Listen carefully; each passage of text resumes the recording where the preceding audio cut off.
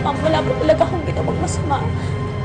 Pero wala po kasi akong pambayad sa inyong pera. Baka pwedeng tulungan niyo lang po ako. Kahit manilbihan po ako sa inyo bilang bayad po. Mama, natatakot ako.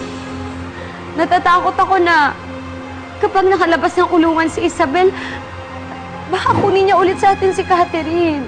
Huwag muna natin pag-usapan ng pera. Ang importante sa akin, yung katotohanan.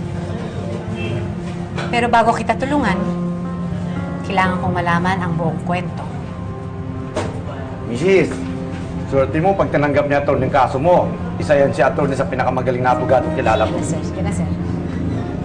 Scarlett, nag-usap na tayo, hindi ba? Kakasuhan ko si Isabel ng kidnapping, hindi ba? Ang sabi nila, hindi mo daw totoong anak yung iniiyakan mo? Hindi po. Anak ko po talaga si Maya. Ako po yung nagbuntis sa kanya. Ako po yung nanganak sa kanya. Ako po yung nagpalaki sa kanya. Kung ganon, bakit po kinuha nila sa iyo ang anak mo?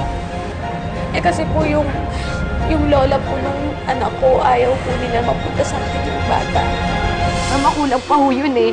Mas makakasiguro tayo kung mailalayo natin si Catherine.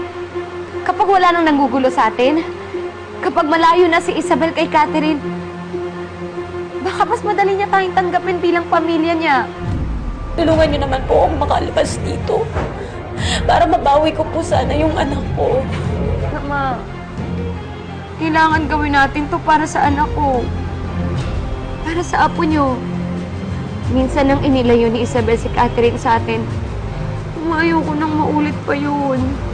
Sarado na mga opisina, wala tayong mapagpapiyansahan.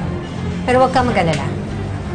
Bukas na bukas gagawa ako ng paraan para makalabas ka dyan at mabawi natin ang anak mo. Maraming salamat po.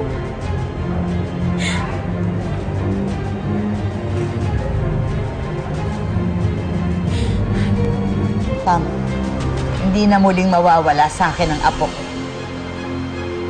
Hindi na makukuha ni Isabel ang apo ko.